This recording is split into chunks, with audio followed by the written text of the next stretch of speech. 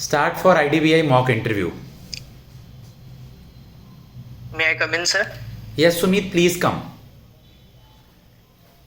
Thank you, sir. Good morning, sir and ma'am. Very good morning, Sumit. How are you? I'm fine, sir.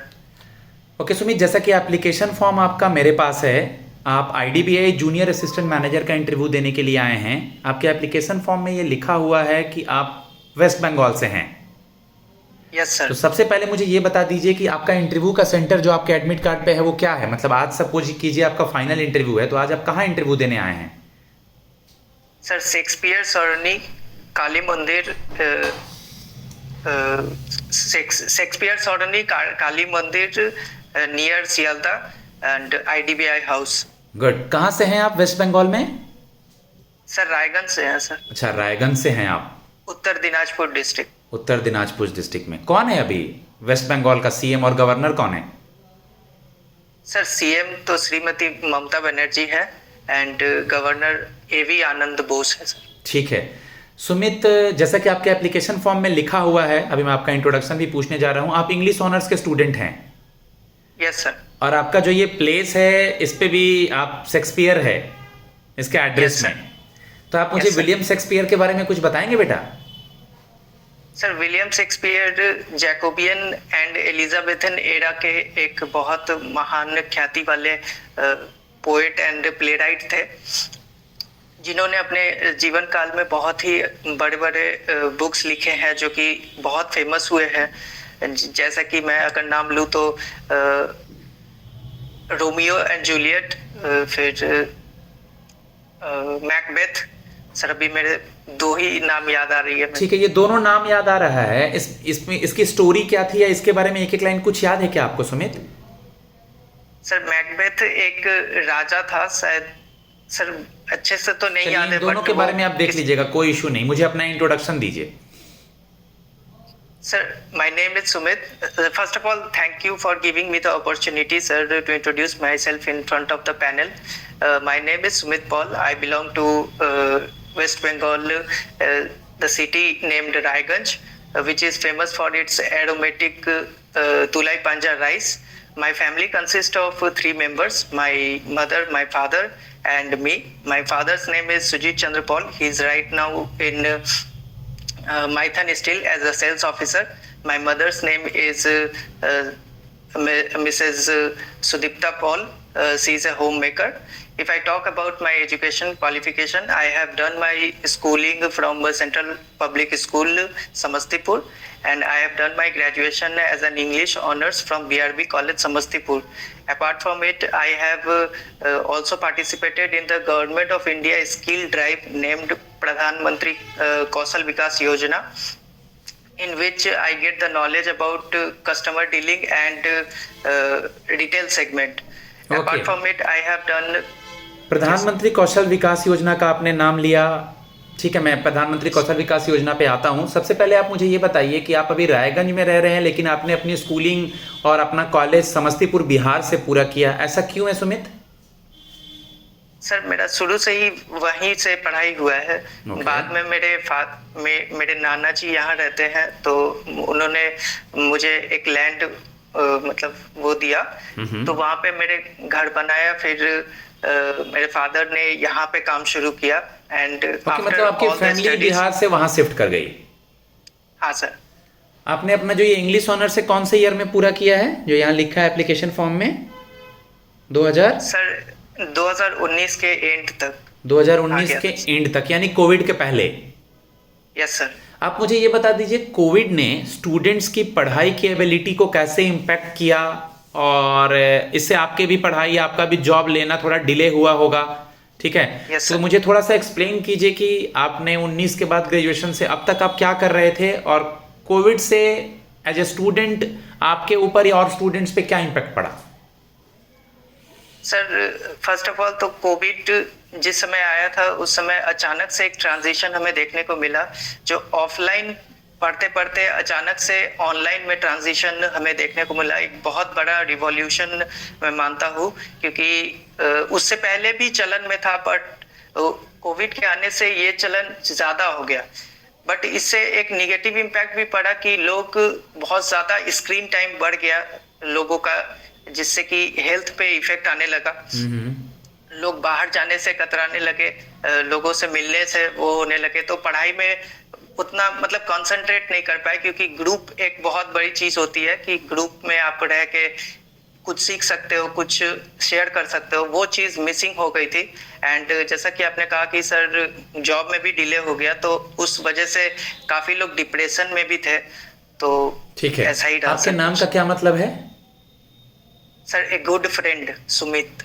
English honours का banking से directly कोई relation नहीं है। आप IDBI के junior assistant manager के interview के लिए आए हैं। मैं बैंकिंग और आईडीबीआई और करंट अफेयर्स के सवालों पे जाता हूं। सबसे पहले आप बता दीजिए कि एज ए व्यक्तित्व सुमित को इंग्लिश ऑनर्स करके क्या बेनिफिट मिला है, इसका इनडायरेक्टली बैंकिंग से कैसे कोरिलेट करेंगे? सर इंग्लिश एक लैंग्वेज है जो कि मतलब मुझे लगता है कि सभी को एक दिशा दिखाती है, वो एक कोड है। और कोई भी बिजनेस का कोड उसके गुडविल पे डिपेंड करता है, क्योंकि एट द एंड कस्टमर ही भगवान होते हैं हमारे लिए, क्योंकि बिजनेस ही वहां से शुरू होता है। तो एक इंग्लिश ऑनर्स होने के नाते मुझे एक एज है कि मैं एक कस्टमर से जिस तरह से डील कर सकता हूँ बात करके, वो चीज शायद दूसरे उतना अच्छे से नहीं कर पाए। क्या तो उस क्वालिटी है हिसाब से आपकी जिसकी वजह से हम आपको बैंक में सेलेक्ट करें? सर मैं थोड़ा पोलाइट हूँ सर, कॉर्डियल हूँ, एक गुड टीम प्लेयर हो सकता हूँ, एंड बहुत अच्छे से कन्विंस मैं कर सकता हूँ for the services that IDBI is to provide for the customers. Good. IDBI के बारे में बताइए मुझे कुछ, सुमित। सर आईडीबीआई जब आया था तो वो एज अ डीएफआई आया था, डेवलपमेंट फाइनेंशियल इंस्टीट्यूशन। उसकी प्राइम मोटिव यही थी कि जो इंडस्ट्री सफर कर रही है या स्ट्रगल कर रही है उसको वो पुश देने एंड फाइनेंशियल एड प्रोवाइड करे। बट लेटर जब वो आया था तो वो 100% सब्सिडियरी था आरबीआई का। बट लेटर इन 1976 आई 1974 में शायद, ठीक है, कोई बात नहीं। जब गवर्नमेंट ऑफ इंडिया ने उसका स्टेक मेजोरिटी स्टेक अपने नाम कर लिया, एंड जिस वजह से वो एक पब्लिक इंस्टीट्यूशन बन गया, पब्लिक सेक्टर बैंक बन गया। एंड वो टिल 2019 बहुत ही अच्छे से ग्रो किया। एंड इससे एक चीज और भी हुआ यूनिक बैंकिंग के हिस्ट्री में, जो कि आज तक कभी नहीं देखा गया। जैसे मतलब पेरेंट कंपनी थी आईडीबीआई लिमिटेड, वो मर्ज हो गई एक चाइल्ड कंपनी में, आईडीबीआई बैंक में। तो उससे एक नया बैंक बना जो आईडीबीआई लिमिटेड बैंक है। इसका हेडक्वार्टर कहाँ है, इसके चेयरमैन कौन है और मैनेजिंग डायरेक्टर कौन है, और इसका टैगलाइन क्या है? सर इसका हेडक्वार्टर मुंबई में है। इसके चेयरमैन है एमआर कुमार सर, एंड इसके एमडी है mister Rakesh Sharma, MD CEO. And इसका टैगलाइन है आओ सोचे बड़ा and banking for all. Okay. IDBI का एलआईसी के साथ क्या कुछ रिलेशन है क्या? ऑलवेज ये दोनों न्यूज़ में रहते हैं। यस सर, 2019 के आसपास बहुत ही ज़्यादा एनपीए होने के कारण गवर्नमेंट ऑफ इंडिया ने एलआईसी के सामने एक प्रस्ताव रखा कि वो इस मेजोरिटी ऑफ स्टेक इस आईडीबीआई बैंक का ले, एंड एक मतलब मॉनेटरी हेल्प से मतलब कैपिटल इंजेक्ट करे इसमें। तो एलआईसी ने इसका मेजोरिटी स्टेक उठा लिया, एंड उस वजह से ये फिर से एक प्राइवेट सेक्टर सेगमेंट में चला गया ये bank. But it is growing right now, बहुत अच्छा कर रहा है, एंड 10th नंबर पे अभी आता है ऑल ओवर बैंक में। ओके। आपने आईडीबीआई फिल करने का क्यों सोचा, या आप अगर बैंकिंग की तैयारी कर रहे हैं तो आपका आईडीबीआई के अलावा कहीं और अगर होता है तो क्या आप आईडीबीआई को छोड़ के चले जाएंगे?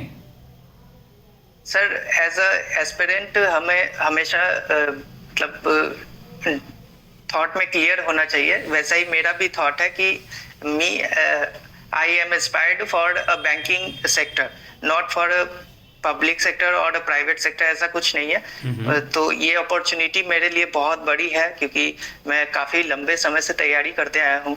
तो मैं ओपन हैंड से इसे लेना चाहूँगा, एंड रिस्पॉन्सिबिलिटी मैं समझता हूँ कितनी बड़ी है। किसी बैंक में अकाउंट है आपका? Yes sir, bank of Baroda में। बीओबी का टैगलाइन क्या है? बीओबी का tagline India's international bank. India's international bank. इसका हेडक्वार्टर कहाँ है? सर वडोदरा गुजरात में। वडोदरा गुजरात में। आपने सुना है बैंक ऑफ बड़ौदा से कुछ 2 बैंक मर्ज हुए थे? यस सर, विजया एंड देना बैंक। देना बैंक। यस। नेशनलाइज बैंक और एसबीआई में कुछ फर्क है क्या? जो नेशनलाइज बैंक पहली बार 1969 में नेशनलाइज हुए और 1980 में फिर नेशनलाइज हुए, पहले 14 बैंक फिर 6 बैंक, और स्टेट बैंक ऑफ इंडिया 1955 में आया था। तो नेशनलाइज बैंक और स्टेट बैंक ऑफ इंडिया में क्या डिफरेंस है? Sir, State Bank of India एक स्टैट्यूटरी बॉडी है, वो अपने ही एक एक्ट पे आया है, तो उसे हम नेशनलाइज नहीं बोल सकते। नेशनलाइज्ड वो बैंक हुआ जो पहले एज अ प्राइवेट सेक्टर कहीं ना कहीं काम कर रहा था, एनबीएफसी या फिर बैंकिंग सेक्टर में ही एज अ प्राइवेट प्लेयर थे, एंड उसको प्राइवेटाइजेशन से उसका मैक्सिमम शेयर गवर्नमेंट ने अपने नाम कर लिया, तो वो एज अ प्राइवेट से पब्लिक सेक्टर बैंक हो गया, वो नेशनलाइज्ड हो गया। पीसीए क्या होता है? Prompt corrective action. और State Bank of India, complete कर लीजिए, पहले ये कंप्लीट कर लीजिए। And sir, State Bank of India अपने एक्ट पे आया है, 1 जुलाई 1955 में इसका स्थापना है। बिल्कुल, इसको एक लाइन में ऐसे बोल सकते हैं कि सर एसबीआई के लिए एक एक्ट लाया गया था पार्लियामेंट में 1 जुलाई 1955 को। इंपीरियल बैंक ऑफ इंडिया का नाम चेंज करके स्टेट बैंक ऑफ इंडिया रख दिया गया था। और बैंकों का नेशनलाइजेशन जब इंदिरा गांधी प्रधानमंत्री थी तो 19 जुलाई 1969 को पहली बार 14 बैंक, फिर 1980 में 6 बैंकों को नेशनलाइज किया गया। तो उसके पहले 1955 में already state Bank of India को पार्लियामेंट एक्ट के अंदर बना दिया गया था। दोनों गवर्नमेंट बैंक हैं, लेकिन एक नाम होता है ना, किसी का राम किसी का श्याम, तो टैगिंग दोनों गवर्नमेंट ऑफ इंडिया के अंदर आता है, लेकिन एक को नेशनलाइज बैंक कहते हैं 1969 और 1980 वालों को, और पार्लियामेंट एक्ट के अंदर ये बना था, इसलिए ये स्टेट बैंक ऑफ इंडिया है। यस, ठीक है। आप मुझे बता दीजिए टू बिग टू फेल का क्या मतलब है और इसको और किस नाम से बुलाते हैं? सर, डीसिप बोलते हैं, डोमेस्टिकली सिस्टमेटिक इम्पोर्टेंट बैंक, जो कि जिसमें 3 बैंक्स आते हैं, एक है SBI and ICICI and HDFC. CRR को डिफाइन कीजिए। सर, सीआरआर एक sir capital reserve cash reserve ratio, sorry sir, cash reserve ratio होता है। एक आरबीआई के द्वारा एक टूल्स होता है जो कि मेंटेन करना पड़ता है बैंक को, अपना एनडीटीएल का 4.5% एज ए कैश जमा कराना पड़ता है on a daily basis in the RBI. Okay, आप मुझे बता दीजिए कि चेक देखा है, चेक का लीफ, चेक बुक जो दिया जाता है सेविंग अकाउंट करंट अकाउंट पे। Yes sir. चेक में ड्रॉवर ड्रॉई पेई, इसके बारे में बताइए मुझे। सर, ड्रॉवर वो होता है जो चेक का मेकर होता है सर, ठीक है, जो चेक बनाता है। ड्रॉई वो होता है जो चेक को ऑथेंटिकेट करता है, मतलब बैंक। ठीक है। एंड पेई जिसे हम पे करते हैं, वो जो रिसीव करता है सर। ठीक है। आपकी हॉबी क्या है? सर, हॉबी साइकिलिंग है सर। हॉबी साइकिलिंग है। इंडिया में कोई मेल और फीमेल साइकिल जो साइकिल चलाते हैं उनका नाम पता है? सर, ईसो जैकब कुछ साल पहले बहुत फेमस हुए थे। He was 19 years old that time, तो उन्होंने बहुत ख्याति लिया था। अंडर 19 में थे वो, पहले इंडियन बने थे जो कि मेडल जीते थे वर्ल्ड साइकिलिंग चैंपियनशिप में अंडर 19 कैटेगरी। साइकिलिंग करने से क्या बेनिफिट है, क्या बेनिफिट मिलता है लोगों को? आजकल फॉरेन में भी एक तो पॉल्यूशन कम होता ही है आसपास अगर कहीं जाना है तो, वैसे साइकिलिंग से हेल्थ पे क्या बेनिफिट होता है? सर, हेल्थ पे बेनिफिट होता है, ये एक एरोबेटिक एक्सरसाइज है सर, अगर देखा जाए तो इससे हमारी बॉडी का ब्लड फ्लो बहुत मेंटेन रहता है, एंड हमें बहुत ही सीवियर डिजीजेस से ये हमें बचाता है, जैसे कि हार्ट अटैक, स्ट्रोक्स वगैरह, एंड डायबिटिक में भी काफी मतलब वो करता है, क्योंकि ये एक्सरसाइज हमारे बॉडी के ब्लड फ्लो को मेंटेन करता है सर। ठीक है। आप मुझे बता दीजिए, हम आपकी पैन इंडिया में कहीं भी पोस्टिंग करेंगे, ये सवाल तो हम नहीं पूछे ना अभी। No sir. हम आपकी पैन इंडिया में कहीं भी पोस्टिंग करते हैं, आप कैसे मैनेज करेंगे सुमित? सर, जैसा कि मैंने पहले कहा कि मेरी एजुकेशन बिहार से हुई है, and last couple of year से मैं वेस्ट बंगाल में अभी रह रहा हूँ, तो मुझे बहुत ही वेरिड तरह के इन्वायरमेंट में रहने की आदत है, तो मैं अडेप्टेबल बहुत आसानी से हो जाता हूँ सर। Very good. और मुझे लैंग्वेज भी बैरियर नहीं है, मुझे बांग्ला, इंग्लिश एंड हिंदी में प्रायोरिटी मुझे सेक्टर लेंडिंग प्रॉब्लम सुना नहीं। है क्या? Priority sector lending yes sir, priority कुछ सेक्टर पता लेंडिंग है इसके बारे में? सर आरबीआई के द्वारा गाइडलाइंस जारी की जाती है। कुल 8 सेक्टर है इसमें, जिसके मतलब 40% ऑफ एनडीटीएल बैंक्स को अपना प्रायोरिटी सेक्टर में लेंड करना पड़ता है, ये आरबीआई की गाइडलाइंस के हिसाब से। बैड बैंक क्या होता है?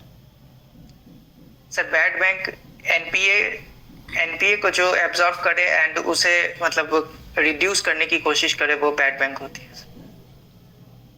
ठीक है सुमित, लास्ट क्वेश्चन आपसे मैं जानना चाहूंगा, सीबीडीसी सुना है, central bank digital currency? Yes sir. और ई रूपी सुना है? Yes sir. इन दोनों के बारे में मुझे कुछ बताइए। Sir reserve bank of India एक ब्लॉकचेन टेक्नोलॉजी को सामने लेके आ रही है, जो कि अपना यूपीआई के तरह है।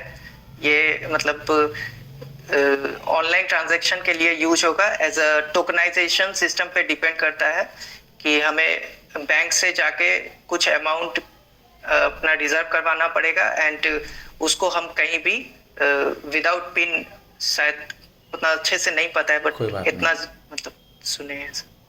ई रूपी? ई रूपी के बारे में सर उतना नहीं पता है, पर मैं जानकारी जरूर दूंगा सर। ठीक है सुमित, हम आपको फीडबैक देते हैं। जस्ट अ सेकंड ठीक गाइज, अगर कोई भी इंटरव्यू लेना होता है आप लोग को तो आप मुझसे 7503235358 पे कांटेक्ट कर सकते हैं। मैं हर एक पैरामीटर आपके नेटिव प्लेस से लेके इंट्रोडक्शन से लेकर के banking, current affairs, situational question, आपका gap year, the all questions I will ask in the English as well as in Hindi. If you are interested, then you guys will contact with me for online and as well as offline interview for IDBI as well as any interview upcoming either Nainital, IBPS and SBI and many more to come. So please, अगर आपने को opportunity मिली है, मुझे पता है बहुत जल्दी IDBI का इंटरव्यू हो रहा है, तो आपको जिस हिसाब से मैं तरीके से ग्रिल कर रहा हूँ आप सुन रहे होंगे, तो आप मुझसे मैसेज करके अपना मॉक शेड्यूल करवा सकते हैं। मैं आपको तरीके से गाइड करूँगा, बिल्कुल घबराने की ज़रूरत नहीं है। ओके बच्चे मेरे पास आते हैं क्योंकि I have the experience of last 14 to 15 years in this industry. पहले पीओ बनने से लेकर के, छोड़ने से लेके, अलग अलग जगह पे पढ़ाने पे, और लास्ट सिंस 2017 से सुपर 50 में। तो आप लोग मेहनत कीजिए, कहीं भी किसी तरह की कोई दिक्कत होती है मुझे मैसेज कीजिए, आपको मैं बताऊंगा कैसे मेरे पास मॉक देना है। वर्किंग बच्चों को अगर किसी भी इंटरव्यू के लिए देना है तो इवनिंग में और लोग का पहले का schedule. God bless you all. इसी तरह मॉक के लिए चैनल देखते रहिए, आपको मॉक मिलता रहेगा। धन्यवाद।